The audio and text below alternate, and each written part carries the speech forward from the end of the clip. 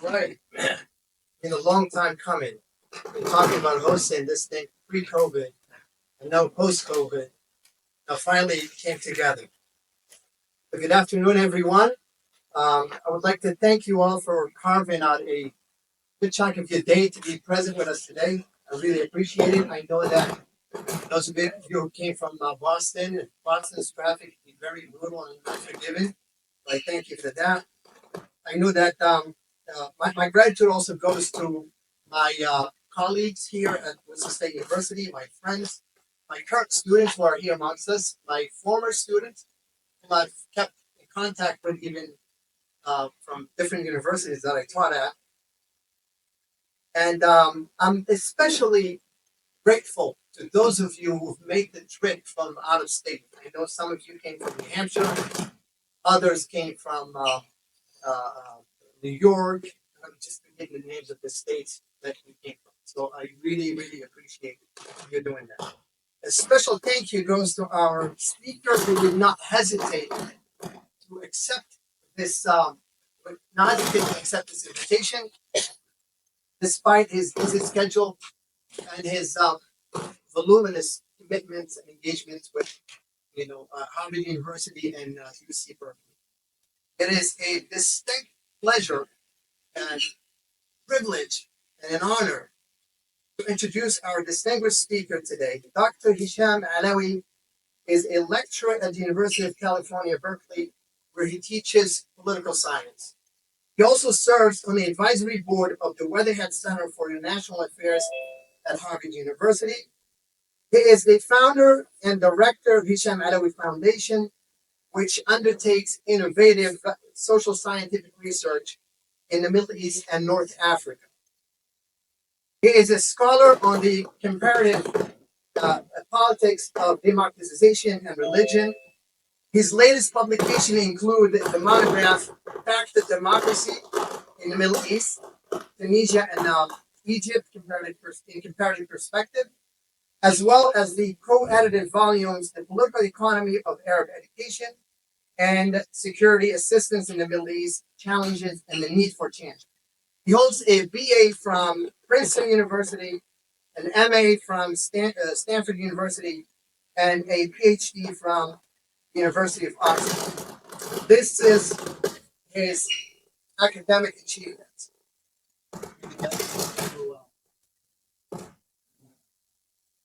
I would also be remiss if I did not share a story with you that happened to me many years ago when I was a student at Suffolk University in Boston.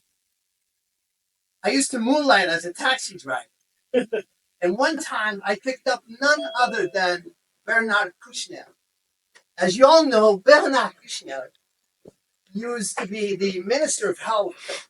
I know Dr. Alaoui just smiled very widely when he heard the name. Dr. Kouchner used to be the Minister of Health in France. I believe he was in the Chirac government, where Lionel Jospin was the prime minister. So, him and I, had a little talk. Well, we didn't have small talk. I actually did what all taxi drivers did. I pried into his. I lived up to that reputation of a nosy cab driver. But I learned first of all that he's got a teenage son who went to the prestigious Phillips Academy right here in Andover, Mass. And we got to talking. As soon as he learned that I was from Morocco, his eyes just completely lit up. And he went on praising Dr. Hicham Alaoui and how he was doing from their work in Kosovo. And he just he raved about Dr. Alaoui's intelligence and political acumen. And he just went on and on talking about it. The reason I'm bringing this is for context as well as evidence that, what we have here is a speaker who not only has earned his stripes in the halls of academia, but also someone who has gotten to the field and has gotten his hands dirty and has amassed a great deal of political experience under his belt. He's by no means just some sort of armchair political pontificator, but someone who has earned the full-fledged right to say that quote unquote, has been to the mountaintop, to borrow a famous phrase from a great civil rights leader, Dr. Martin Luther King. So with that, I would like you to help me welcome our esteemed guest with a round of applause.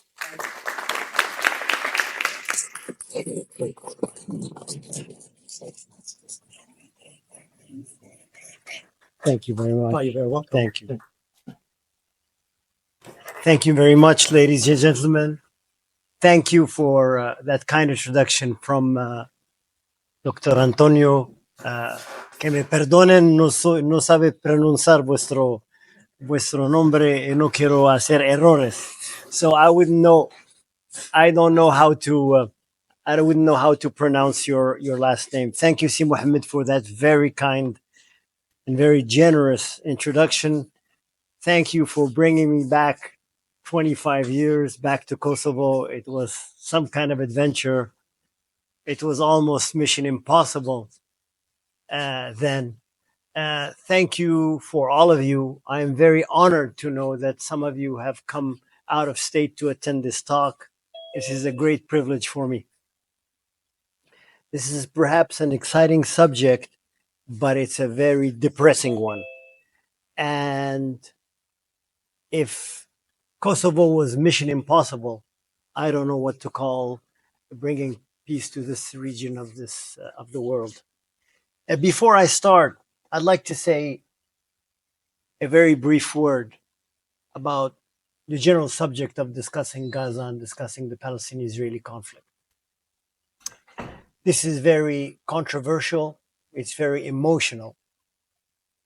But because it is emotional, it is controversial. It's precisely because the stakes are very high. In discussing these issues, it's very important that we do not shy away from controversy.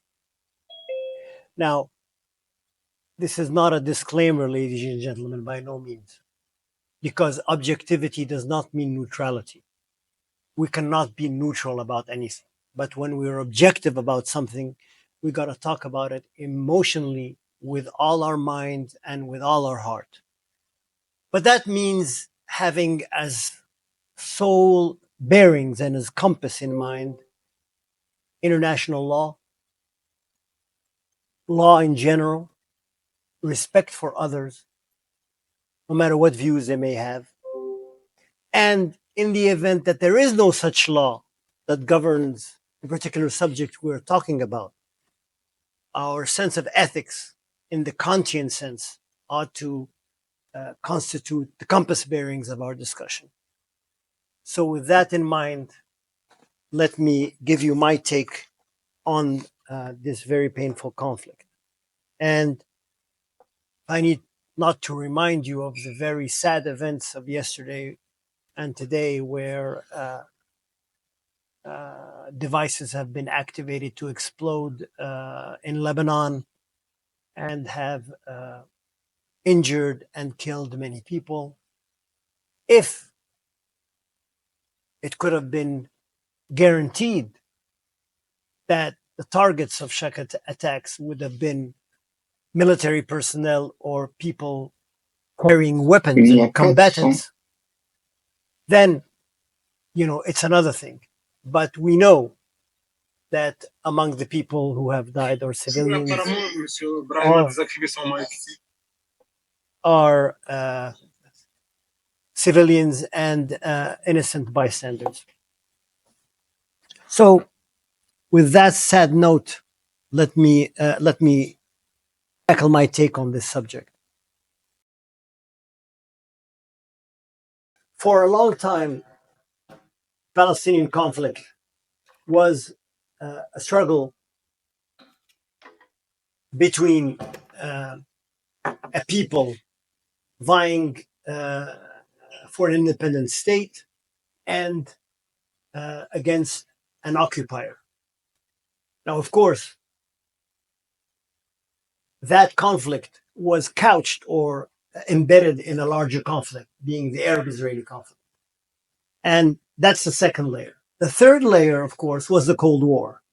And depending on which side, which pole you occupied as a country, you would be aligned to this or that position. Today, this conflict is completely different.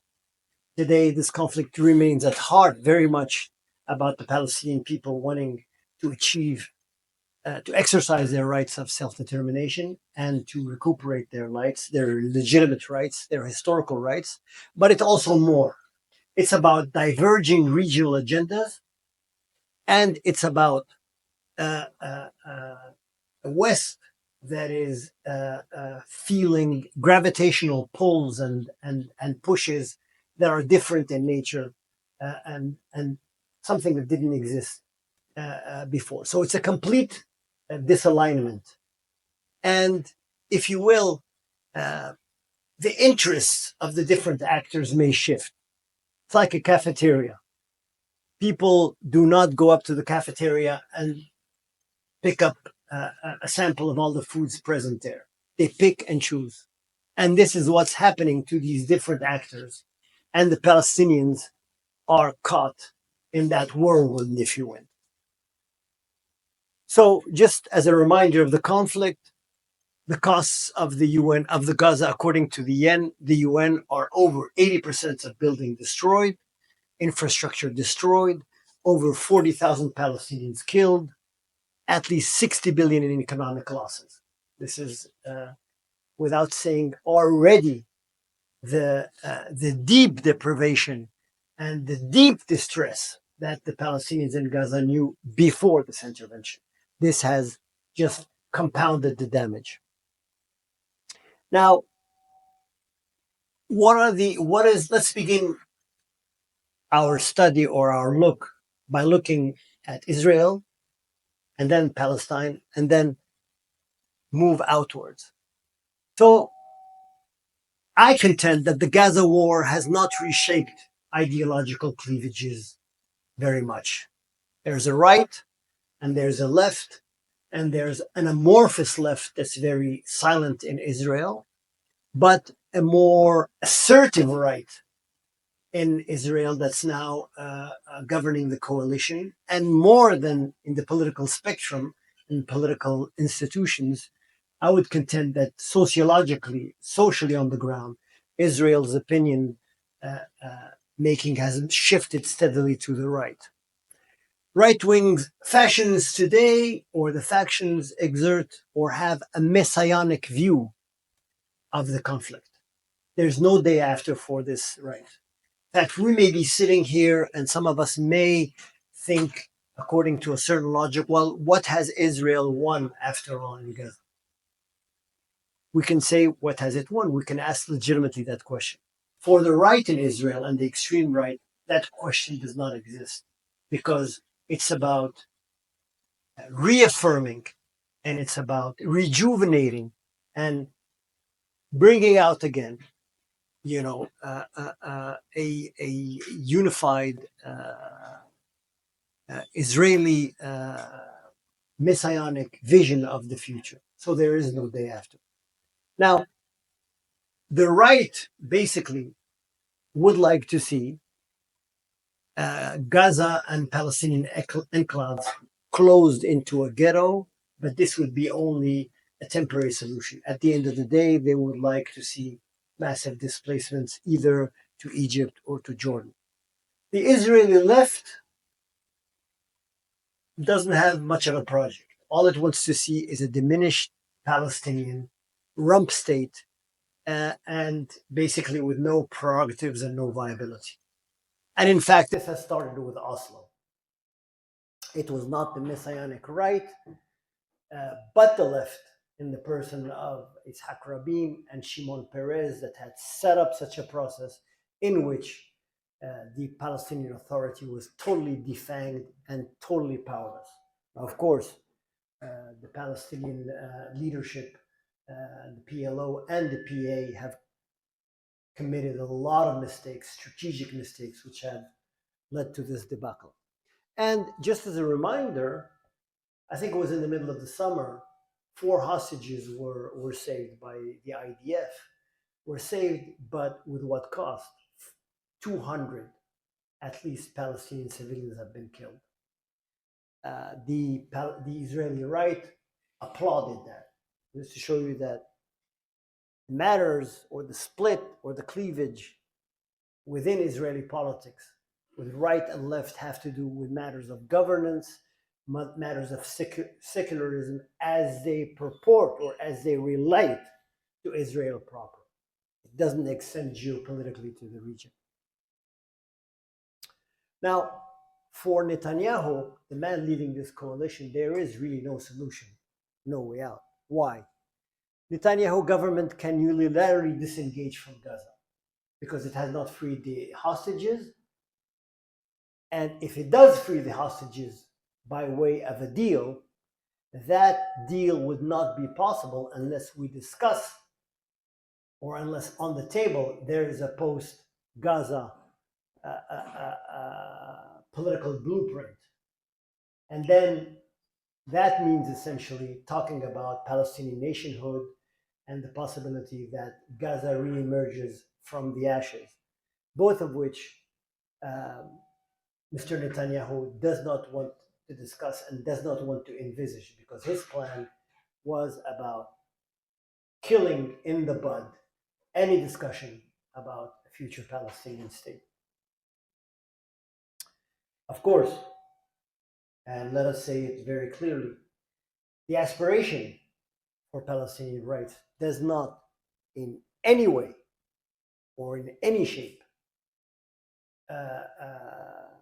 absolve the crimes and the excesses that were committed against Israeli civilians on October 7th. That in within itself, people who have done that will and should be held accountable for that. The question is, who will hold the excesses and the crimes against humanity and the ethnic cleansing which Netanyahu and his government has committed against the Palestinians? That's the real issue that's on the table. Now, prolonging the war in this case means just creating more humanitarian disaster and more war crimes and ensuring the future Hamas attacks, since Hamas cannot be completely eliminated. Why? Because at the end of the day, Hamas is more than a paramilitary force or a militia. It is an idea. It is an idea about Palestinian statehood, about Palestinian dignity, and that idea will not vanish and will not evaporate. So this is an equation which is very hard to solve. The only way out for Netanyahu is to broaden the war. And we may invoke the fact that Hezbollah is engaging into tit for tat with Israel and that he's responding to that. But ultimately, in his mind, is drawing the United States into a war with Iran. By escaping forward is the only way not to confront the impossible situation he's created. And yesterday and today's attack against Hezbollah, though logical, using a rationale of adversaries, is in itself an invitation to broaden the war. More than that, I would contend it's Netanyahu inviting himself to meddle in the American elections come November. Now, what is the future of Hamas in the middle of this? That's one discussion we can talk about. Hamas knows, and all the regional mediators know, that under any circumstance, it will not be allowed to govern in Gaza. Why? Because if it's degraded, its capabilities are degraded, then it cannot govern as in the past, that is, deliver goods and services as a organizational form or as a government there. Two, if there is a ceasefire, then there will be some sort of arrangement to give stewardship to a particular structure that will take care of the goods and services part in Gaza, and in that sense, Hamas will not be part of it. But if Hamas can stay as the ultimate representative of the Palestinian cause and can rule and essentially without governing, then that's a good enough compromise for Hamas in its logic.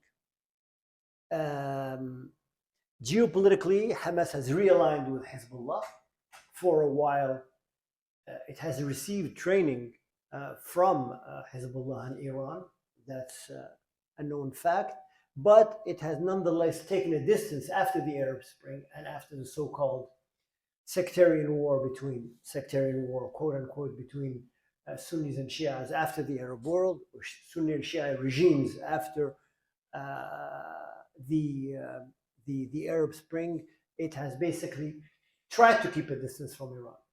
But the lack of help from Sunni governments have basically pushed it back into the orbit of Iran. Once again, Hamas is not a proxy for Iran. It is an Islamist movement, national movement, that has a project or a society, social project based on the tenets of Islamic governance, like the Ikhwan Muslimin of Egypt, from which it basically descends. The United States government, other governments will tell you it's a terrorist organization. That's a problem, putting certain categories or certain groups into categories just because they do not align with the interests of the United States and the West is a problem.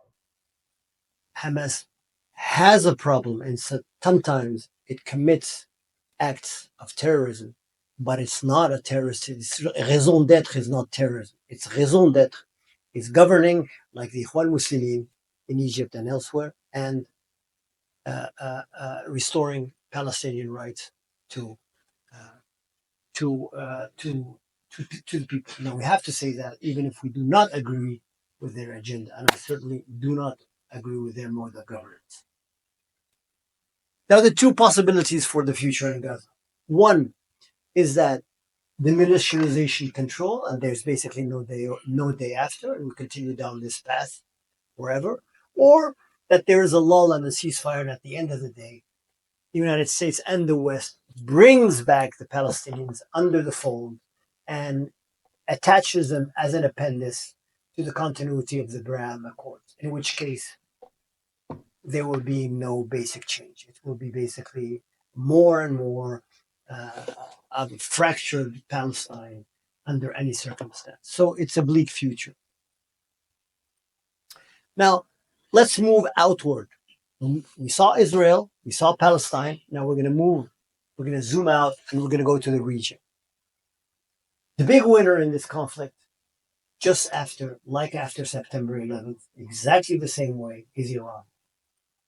After September 11th, Iran saw the American administration led by Bush destroy the Saddam regime and destroy the Taliban regime, and Iran came out victorious. Here, you have a situation basically where the only representative for emancipation of Palestinians and for resistance is Iran. And so Iran is in a comfortable situation, knowing very economic hardships, I'll grant you, but it's in a comfortable situation where it can lead this axis of resistance and can be in the imagery of Arab opinion, the leader of resistance. And so where we saw after 1979 a will and a specific plan and an intent on the part of the Islamic Revolution and the clerical regime to basically destroy and overthrow other regimes and spread the revolution, we saw again after the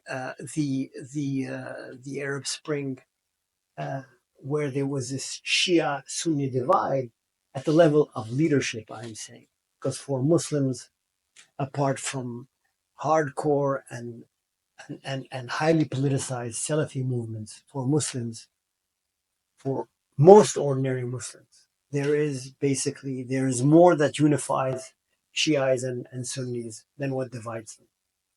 So, whereas you had this after the revolution, the will to overthrow, and then you had the will basically to expand after the Arab Spring, now you have an Iran which is comforted in its position and which no longer seeks to destabilize its neighbors, but what on the contrary likes to federate the region under its wing.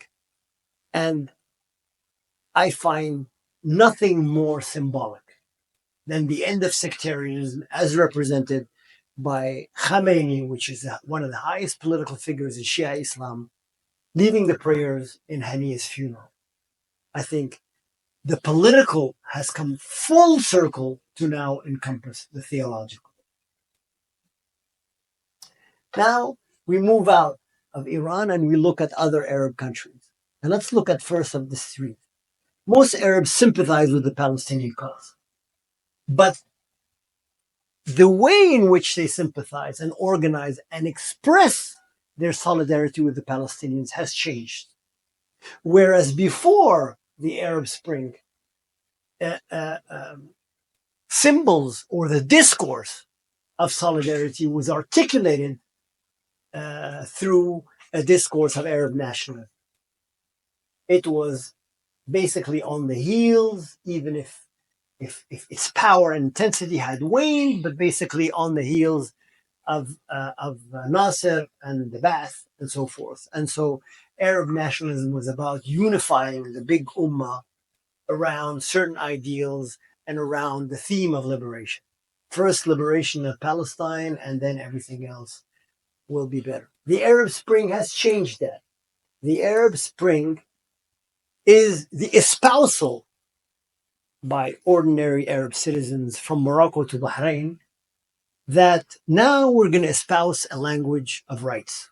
We're not going to succumb anymore to the sirens of unanimity and unanimism through the discourse of Arab nationalism. What we're going to do now is we are going to establish our freedom by espousing universal rights and by claiming human rights and by claiming all particular rights, economic and social rights to everybody.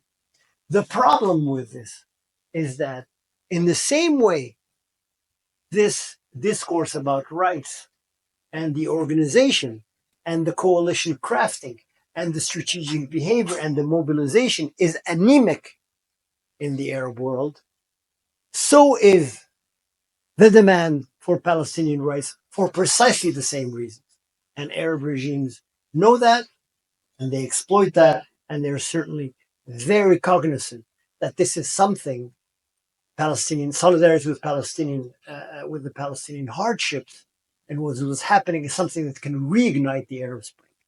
So the weakness, the desire for emancipation is high, and to adopt human rights is high in Arab society. But the possibility and the power they have to basically convert this into real political energy is weak. And that's the story of the Arabs. You could create flash floods in Cairo and Algiers and elsewhere, but at the end of the day, once the flash flood is gone, the regime reasserts itself. And so this familiar story affects also the whole debate about Palestinian rights. Now, let's go precisely to some Arab regimes. And we can talk about, here about Egypt and Jordan, and then I'll go to the Maghreb. So Egypt, with this crisis of October, came out very weak in the beginning. It was basically unsure of where it stood, unsure of its relative power compared to the new events, given that the United States and the West have always treated it as kind of an anchor and a pivot of so-called peace efforts in the region. But very quickly, it has recuperated its footing and has been able, just ironically, in the same way as they did in the past, after the Gulf War, after the first Gulf War, where they've been mobilized under the coalition against Saddam Hussein, they've recuperated their footing. So now, caught off balance, Egypt has recuperated its footing and now is acting as a mediator with the Qataris, but it's also sending signals under the radar that, look, you can count on me if there is a deal to be done. And if that deal involves even displacing some Palestinians into the Sinai, we'll do it. We'll do it for the right amount. I do not wish to irritate anybody from Egypt here. This is clearly something of the regime. It's not something that involves the people in any way or public opinion. But look at how the IMF or how Egypt has applied for IMF funding, emergency funding. Look at how it has positioned itself for a big shot in the arm for the Gulf. That theme and that recourse is just barely under the surface. Now, I know I jumped Saudi Arabia. I'll come back to Saudi Arabia, but let me talk about Jordan briefly. Jordan is in a very, very tight spot because any projectiles or any ordnance that comes from Iran had or even Iraq to target Israel has to come over Jordan. And Jordan has a population that's very restive, the majority Palestinian, that is vehemently on the Palestinian side, and the government is trying with a lot of difficulty to basically walk a very tightrope. And its airspaces are basically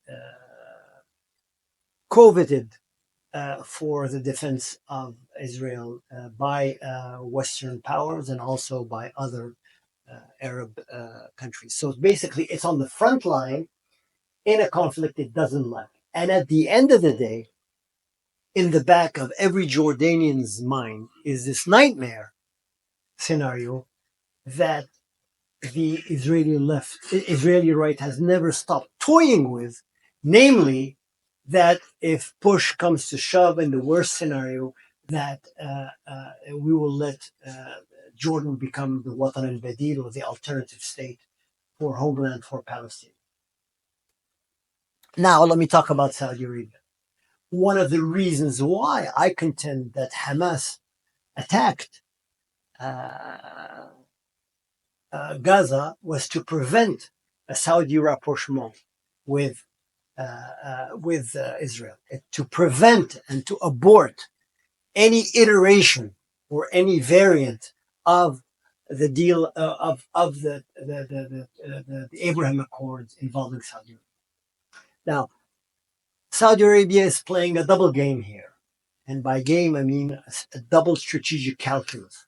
For one, it is very cognizant of the fact that American hegemony in the region is waning, and as such, it's got to seriously address its concerns, and the way to address them is with a detente with Iran. And that has happened. There is a detente now between Saudi Arabia and Iran, and that has worked well for both the Saudi regime and for the Gulf, and also for Iran. But at the same time, why not kill two birds with one stone? If the United States, at the end of the day, is going to guarantee our security in a more robust way, it'll have to commit to that. And the Saudi regime would be willing, at the end of the day, I think, to normalize with Israel under those circumstances, provided that some language be introduced in whatever text guaranteeing or ensuring, even loosely ensuring, that Palestinian rights or statehood are addressed. Now we move to the Maghreb.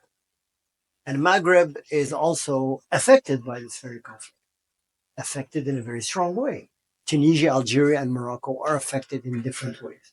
Domestic consideration dictate Tunisia's position on this conflict. Tunisia is very, or Qais Sabsi is very dépassé in his own populist discourse. He talks about Israel as if it's an illegitimate state. It has no right to exist. So when a vote at the UN comes up, he doesn't vote. Why? Because for him, Israel does not exist. It's illegitimate, so it doesn't exist. So it's the old,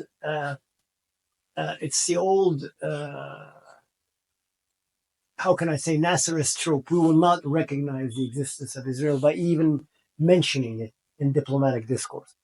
Algeria is very aware that it has just vanquished or conquered, I would say temporarily, the Iraq, and as such, it doesn't want this problem to reignite it. So it gives lip service. I would say lip service, and it's I'm trying to be objective and not subjective because I'm Moroccan, but I'm trying. But lip service, and when you hear declarations from the president of Algeria saying to the Egyptians or to whomever, just open your frontiers, our army will come in. You gotta take them for what they are. Okay, he had. Has images of grandeur, but clearly the Algerian army will not liberate Palestine, and it's not his objective. Now, Morocco has a rather unique set of circumstances and constraints.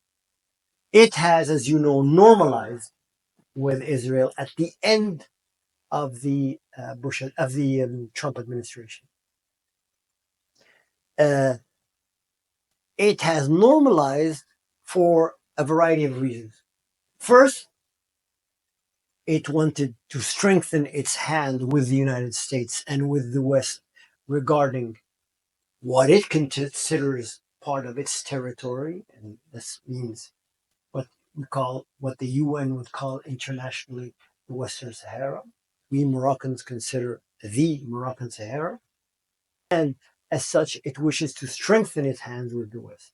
And also, it tries to close part of the gap in certain segments of defense with its Algerian counterpart.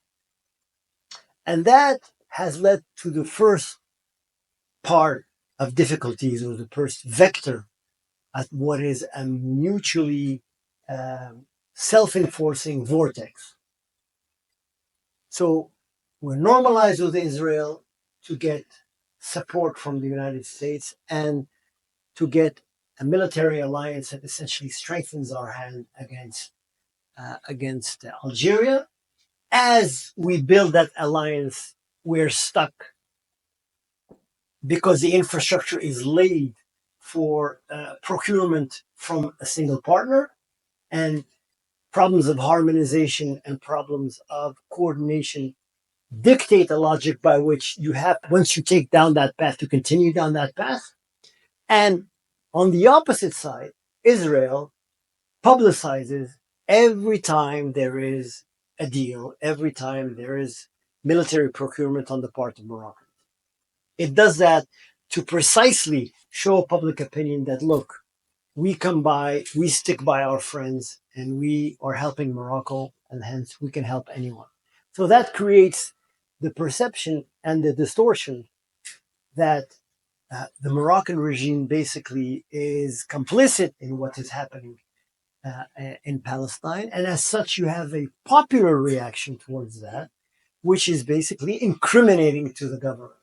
And the government tries to curtail and tries to disperse these essentially marches of solidarity, these expressions of solidarity, and then the circle starts again. There is a new deal. The Israelis do the same thing, and again, you have a reaction at the popular level. And all this time, Algeria is strengthening its arsenal with Russia and with China. So it's a vortex of self-reinforcing elements. Now we're going to finish before we go to the Q&A with the West, and I call this section "Discredited West" because human rights can apply to everybody except to the Palestinians, and when they apply to the Palestinians, and when students like yourself, you know, demonstrate, openly for solidarity with Palestinians. Now, notwithstanding situations that we may encounter, but they're certainly not their exceptions, and they ought to be called out for what they are. That when you have an instance of people scapegoating other ethnic groups because they're not Palestinian, because they happen to be Jewish, that is very condemnable. And that is something one has to stand against. But notwithstanding that, there is a natural tendency to call this anti-Semitic. Now, why are we calling this anti-Semitic? It's not coming out of the blue. It's anti-Semitic. They call it anti-Semitic because it feeds into the cultural wars that are engulfing both Europe and the United States. Culture wars about preserving or appealing to a putative age of nativism, where there is purity, and as such, any fifth column or seen as a fifth column coming to disturb that and to taint that in the eyes of these purists becomes threatening. And as such, there is a label here that's ready to be used, and that is the label of anti-Semitic. Now, the same thing is in Europe happening. You have nativism of another kind, and because, for instance, I'm just using the example of France, as you will see in the second and third bullet point, because we have large Maghrebi populations which are Muslim and Arab, their mobilization for the Palestinian cause becomes anti-Semitic because it's dangerous, because it precisely taints the debate about immigration that we have in France.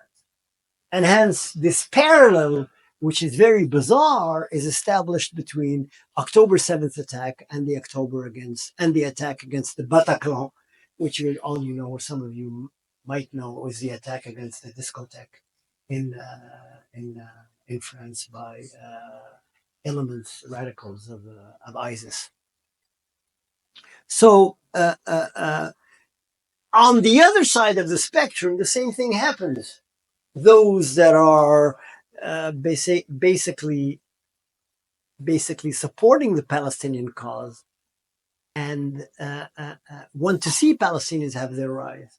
They are very cognizant and very aware that this is, a colonial struggle, and that this is also a question about self-determination. But self-determination does not extend to other issues, whether it's being the Chinese Muslim minority or other minorities, on the basis of a human rights discourse. It stays only with the Palestinians. So here you have an anti-cultural war, which is basically staged on the battlegrounds for feminism, gender equality, and wokeism.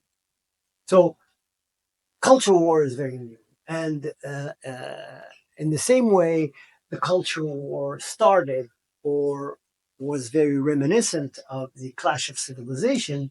Now, culture has exited the clash of civilization paradigm to come back into the fray through cultural wars. So, what are the long-term implications? Just a basic takeaway before we go to the Q&As. By feeding into cultural wars and domestic debates within Western democracies, the Gaza war has reinforced the disconnect between Western perceptions and Palestinian realities. And for Palestinians, as I said, this is a conclusion: there is no day after in Gaza. The war is part of an ongoing shift in regional dynamics centered upon authoritarian regimes, popular mobilization, and the axis of resistance.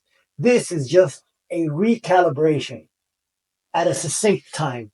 In the same way, the 206 war against Hezbollah was a recalibration. So the question is, well, how long can this go on? Ladies and gentlemen, it can go on for another 200 years. It's depressing, but this is a conflict that can go on for another 200 years. Think of the Irish conflict. Think of the conflict around Ireland. It took 5 centuries.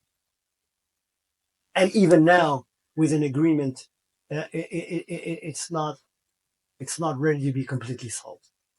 The point is, Palestinians are not going to disappear. They're not going to go. I find it absolutely astonishing and noteworthy that everywhere else in the region, people try to immigrate in Europe. There is not one boat people that left Gaza. How can anyone explain it? Had there been one raft of Palestinians living in Gaza, the Israeli Navy would have given it a 21-gun salute. Because Palestinians know that this is a final battle for survival. If they go, they will never be allowed to come back. Finally, the US coming elections remind us that the American support for Israel differs across parties, only a matter of degrees. Okay, for me, it's a difference between Diet Pepsi and Diet Coke.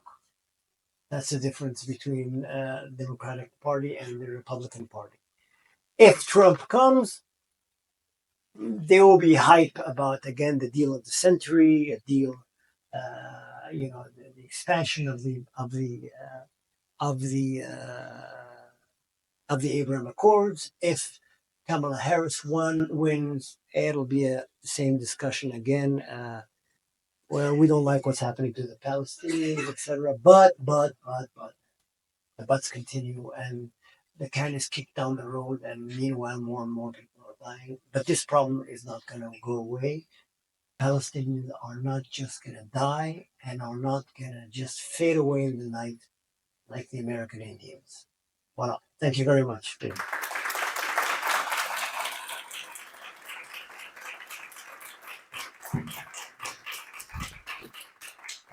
Thank you so much, Dr. Alaoui, for this great presentation and the deep insight that you brought here.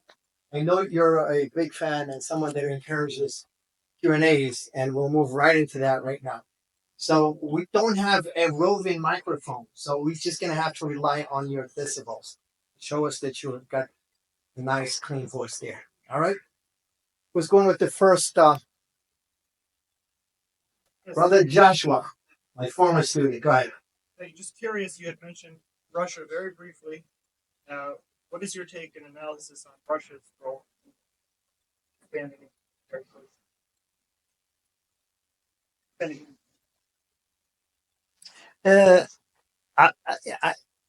The game changer here is not Russia per se, but for me,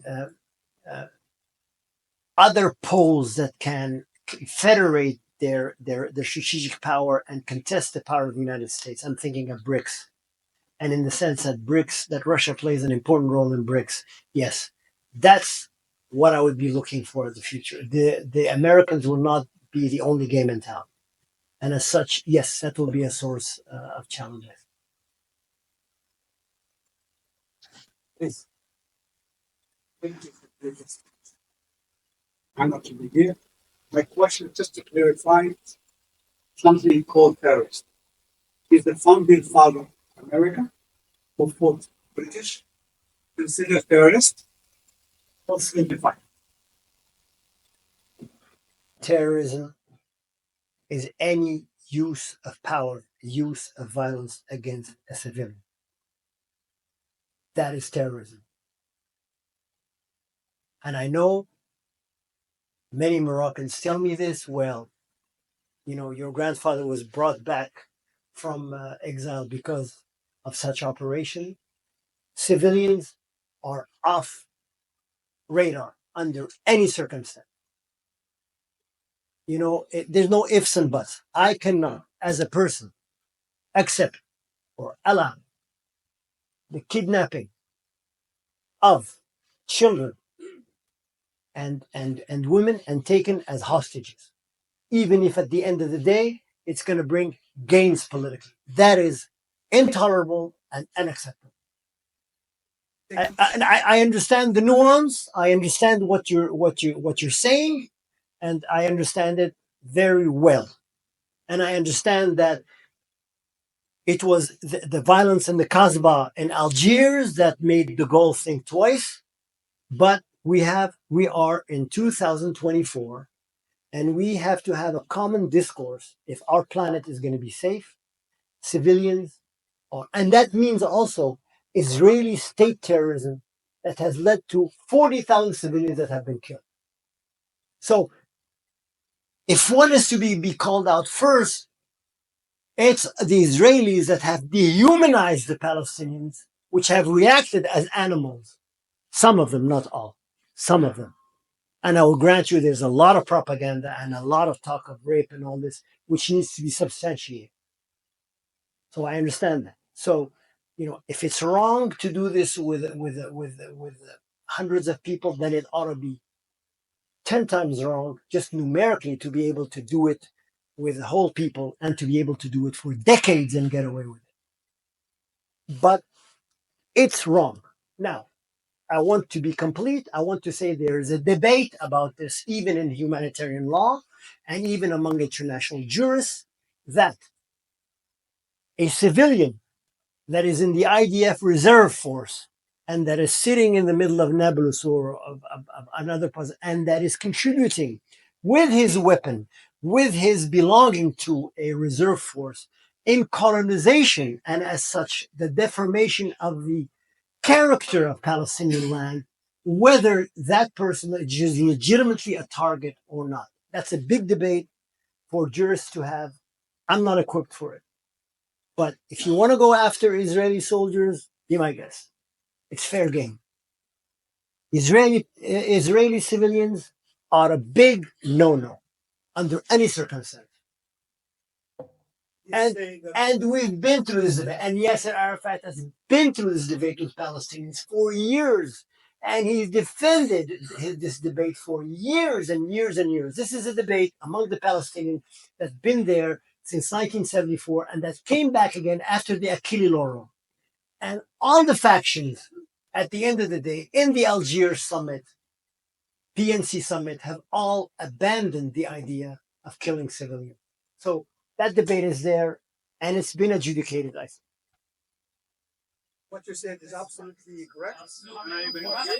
Please. We're going to bring up another follow-up. We'll talk about it after the lecture if you After want. the lecture. Okay. Let's grab someone from the middle. Lady in the middle right there. Go ahead. If I may, I think one way of reading the and I will bring this in, think about separate about the Israeli project, the Zionist project, also are here at the stage where Israel's insurgents turn the state and export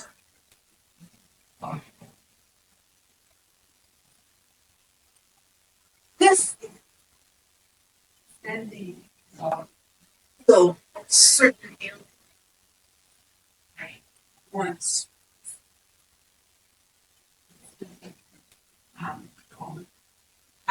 including of course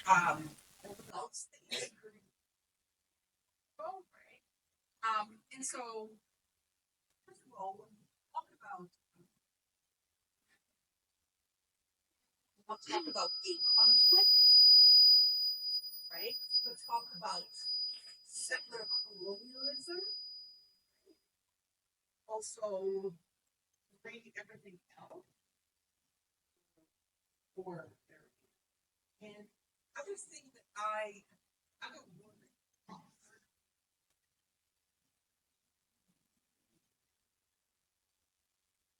war. Yeah, I said, Lily, I said crimes against humanity. I said war crimes. I said ethnic cleansing.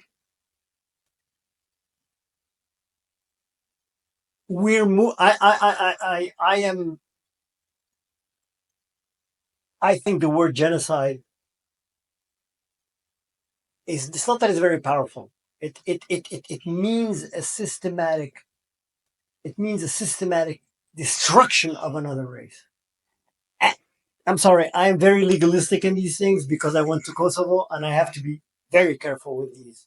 Otherwise, the risk we take in using blanket terms is that we galvanize and we deteriorate the very tools we have to fight these abuses if we use blanket terms. So we have to be very careful. It's maybe for some. Now, I will grant you that killing 40,000 people, civilians, at the end of the day, takes a dent into the general Palestinian population numerically, and that may be the calculus of the Israeli right and those people taking that decision. If it were to be proven, then that's genocide. So that's the only term here that I will use with a little caution for two reasons. One, because it needs to be buttered, it needs to be shored up by real thinking that is legal. And secondly, because I don't want these are tools that belong to humanity as a whole to defend, human ideals. We gotta use them intelligently, and we cannot use them ideologically how they're used in our region of the world. Every two words is genocide. So I agree with you to some degree, and I would urge you, if you're a lawyer, if you're not, to follow the debates of the international courts, and they're precisely about this: what is genocide and what is not, and they're teetering on that. So that's the only word I've omitted here, and you're right to have picked it up. Now, lastly, part of this, in one of the part to response to one of your remarks, part of the reason this is being fueled, part of the rage of Israel now and of the Israeli right and government is precisely to reestablish deterrence. It was deterrence that brought the Arab regimes to us. If we do not restore this deterrence, the Arab regimes will look away. This is why, the operation yesterday was done with such technological prowess and so forth. We have to show the Moroccans, we have to show the Emiratis that we're still the big kid in the block, that we have Pegasus, that we have all these toys for control, and that we are their best guarantee for them to stay. Now, ultimately, the Israelis, not the Israeli government, will have to choose if it wants to be on good terms with Arabs or with Arab regimes. There's two different things.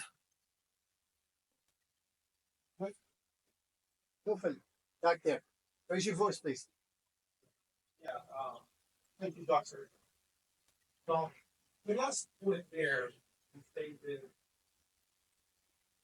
Israeli differs across parties only by a matter of fees, that's victory. So, how does it come out? Where oh, this one, yeah? Yeah, the last point is Yes. both camps for Israel, right? Yeah. At the same Trump victory, I'm just curious how you see Kamala Harris. I said it's the difference between Diet Coke and Diet Pepsi. If you can tell me the difference, then you can answer the question. I have a question. Just before October 7th last year, almost, the Palestinian cause was painted new generation. Yes. Us, we grew up with paradise and our Yes. went to the street. That's Yes. and then October 7th happened and brought it up again. I'm just curious, do we see this bring it up into the consciousness of the new generation, the TikTokers, that it's gonna live, or a year and two from now it's gonna start fading again? I'm just curious about it because it was literally gone. All Arab nations were. But why is it gone? It was gone for the reasons I said, that after the Arab Spring, there's been a disconnect, and there's been a refocus on local issues. الشعب يريد إصلاح النظام، الشعب يريد إسقاط النظام, depending where you are. And basically, إسقاط أو إصلاح had nothing to do with the Palestinian issue. On the contrary, it had to do, but you had to remove all this kind of nationalist discourse from the regime's arsenal. And so this is why it went into oblivion. Now it's coming up to the surface, not because nationalism is coming up, but because of, on the human level, there is an attachment to your brethren, which are living, on the other one continent away. But again, mobilization for it has to be done with references to human rights and to others. So it's much more difficult. And I frankly would have thought that there would have been more restiveness, for example, in my country of Morocco than there is today concerning this issue. Yes, every Friday you have 85, about between 85 and 100 mobilization events in the whole country based on certain assessments by human rights organizations, which is a lot, but not nearly what I thought we would find, especially after uh, uh, uh, uh, a warship docked in Tangier and was refurnished with supplies. I would expect it more. Nothing happened. To piggyback on that same question, Dr. Alaoui, given that it's almost like we're landing as the Arab or the Muslim vote in America. We feel like we're between a rock and a hard place. Where do you think we're going to land as a group when we come to the when it's time to pull the lever? Where do you think the Arabs are going In, to finally term, be sorry? in terms of voting, or Voting, yeah. I have no clue. Neither do we. That's the problem. I have no clue. Let me tell you, if I was an American voter after what I saw in Palestine, I would have not gone to vote for Biden. But that's a decision ultimately for you guys. Yeah, we'll start with the right there, Sir. Yeah. You mentioned important possibility for Palestinian homeland. Yes, the Israeli right has always kept in mind that the only viable and the only feasible solution is mass displacement of the Palestinians. Otherwise, this problem is not going to go away. And one of the objectives in the Gaza operation, but it was foiled early on, was basically the mass displacement of Palestinians into the Sinai. And so that's always there, the Israeli right. And they probably, some of them may have in mind that eventually they overthrow the Jordanian regime, that this could be a viable, alternative for them. Like Jordan, Armenian homeland, refugee. Well, it's one of the reasons why the Jordanian government is very apprehensive of massive inflows of Palestinians into the land. But it's one of the reasons why they happen to be one of those that want the most honestly a viable resolution to this one based on a two-state solution. But I haven't said that. I haven't. Something was lacking in my presentation too. The fact that I don't believe a two-state solution is possible today. That's something I omitted to say because we were talking about it. Dr. Hussein back there.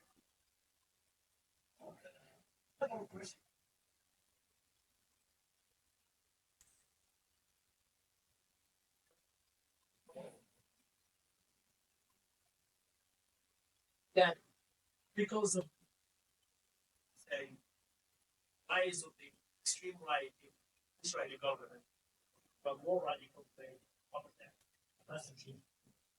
That's the response.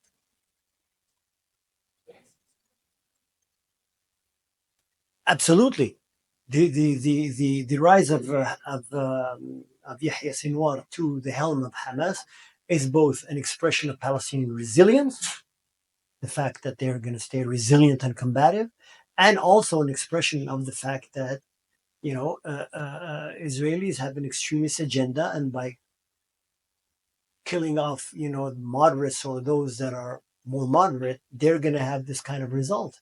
I mean, at the end of the day, it's not just the man Haniya which they killed. They killed the only voice which was basically calling for a ceasefire because he doesn't want a ceasefire. He doesn't want a ceasefire. And then go for it, and after that, we'll come to you. It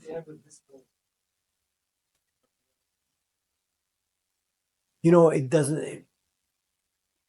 Many people say that part of the war is continuing because of Netanyahu, possibly, but I think that any personality from the right would have taken exactly the same decisions as Netanyahu.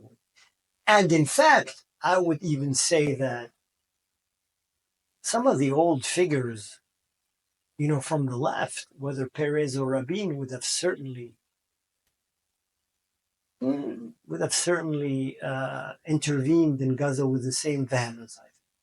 If you'll remember, this whole business that we saw, if you remember, who derailed Oslo was in fact the Israeli left that derailed Oslo. It wasn't the Israeli right because they wanted, beyond once the uh, the rapprochement with the Palestinians with Arafat started creating a kind of confidence building measure. They did everything to derail it, and Arafat helped them with this kind of governance based on the personnel and Zaid. And that's a whole other debate. How does the Hamas intention drive Israel into the figure in the peace process? They haven't renounced that intention. So it's just happened that I was an observer to the Palestinian elections. Every single election Palestinian PA had since the Oslo Accord, I was an observer to that. And I was involved in one-on-one discussions with Hamas, with President Carter. And at that time, there was no discussion about putting the Palestinians to the sea. There was one very clear. If you recognize that Oslo has failed, and if you recognize that something else has to be put on the table, this was the Hamas's leadership exact position, which I'm relating. It's not my interpretation of it.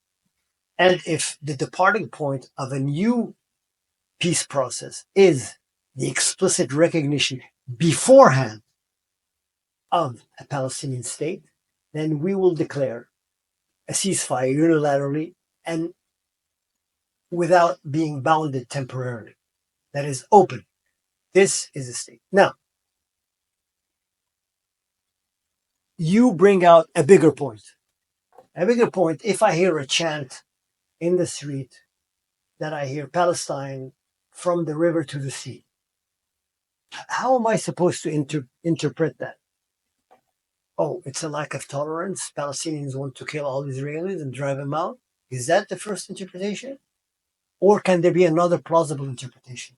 That at the end of the day, having been completely betrayed, that we return to a discourse we all know and a discourse that we all used to engage in that kept us united and kept us on familiar grounds.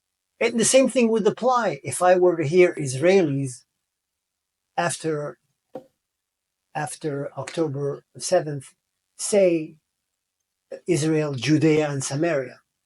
I wouldn't automatically condemn this as being intolerance or being wanting to throw the Palestinians this time to the sea. I would just say, this is a situation in which people come back to a repertoire they know and to a repertoire that was familiar in the past and that gave and provided predictability. This is how I would read them. I wouldn't read them both, by the way. I wouldn't read them. Now, if it comes, of course, from the mouth of Netanyahu, it's another issue. But if I were in Tel Aviv and were to listen to this after October 7th, I would think twice. I would not automatically deduce this conclusion. We'll take one last question. The lucky one. From Big Tom. Gentleman back there. That area, right? Yeah. Okay, you drove all the way from New Hampshire. We'll give him the last question. Could you speak a little louder, please?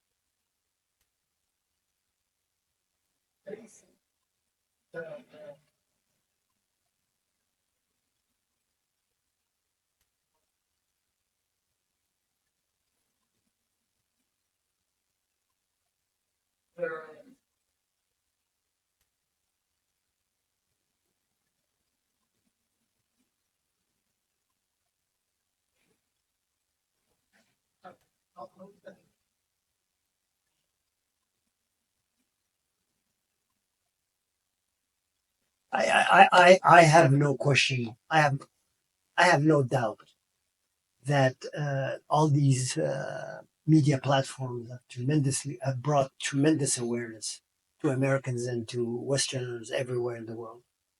And I have